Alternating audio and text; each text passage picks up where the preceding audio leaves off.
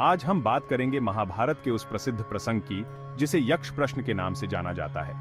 यह प्रसंग धर्म, सत्य और ज्ञान का अद्वितीय उदाहरण है। जब पांडव वनवास के आखिरी वर्ष में थे, तभी एक दिन युधिष्ठिर अपने भाइयों के साथ एक निर्जन वन में जा पहुंचे।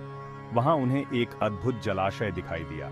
भाइयों ने प्यास से व्याकुल होकर पानी पीने का निश्चय किया, लेकिन तभी एक अदृश्य यक्ष ने उन्हें रोक दिया। रुक जाओ, यह जलाशय साधारण नहीं है। जो भी इस जल को पीना चाहता है, उसे मेरे प्रश्नों का उत्तर देना होगा। यदि उत्तर न दे सका, तो उसकी मृत्यु निश्चित है। भाइयों ने यक्ष की बात को अनसुना किया और एक एक कर जल पीने का प्रयास किया। हर भाई जल पीते ही मूर्छित होकर गिर पड़ा। अंततः युधिष्ठिर ने जलाशय के पास जाकर देखा कि उनके सभी भाई निर्जीव पड़े हैं। उन्होंने यक्ष की चुनौती स्वीकार की और यक्ष के प्रश्नों का उत्तर देने का निश्चय किया।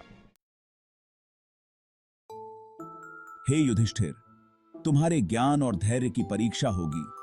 यदि तुम मेरे सभी प्रश्नों का सही उत्तर दोगे, तो मैं तुम्हारे भाइयों को जीवन दान दूंगा। पहला प्रश्न है, संसार में सबसे बड़ा आश्चर्य क्या है? हे यक्ष, संसार में सबसे बड़ा आश्चर्य यह है कि हर व्यक्ति देखता है कि मृत्यु अटल है, फिर भी लोग हमेशा के लिए जीने की कामना करते हैं और अपने कर्मों में लिप्त रहते हैं। यही सबसे बड़ा आश्चर्य है। बहुत उत्तम। दूसरा प्रश्न है, संसार में सबसे बड़ा धर्म कौन सा है?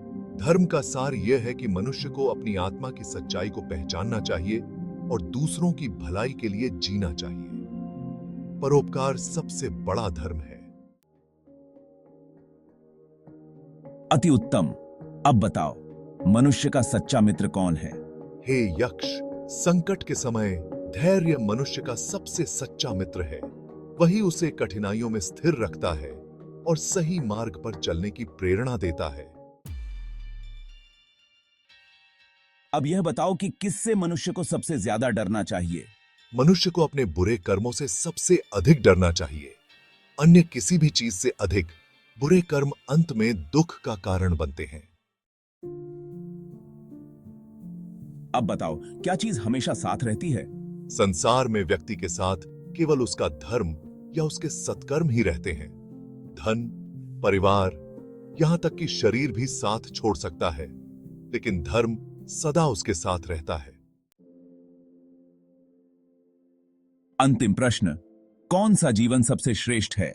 वह जीवन सबसे श्रेष्ठ है जिसमें व्यक्ति सदैव धर्म के मार्ग पर चलता है, सच्चाई का पालन करता है और अपने कर्मों से संसार को लाभ पहुंचाता है। ऐसा जीवन ही जीवन कहलाने योग्य है। यक्ष ने युधिष्ठिर के उत्तरों से प्रभावित होकर कहा, हे धर्मराज, तुमने सत्य, धर्म और ज्ञान के साथ मेरे सभी प्रश्नों का उत्तर दिया है। तुम्हारे उत्तरों ने तुम्हारे ज्ञान और विवेक का परिचय दिया। मैं प्रसन्न हूं और तुम्हारे सभी भाइयों को जीवन दान देता हूं कि ई अको जीवन दान की गा।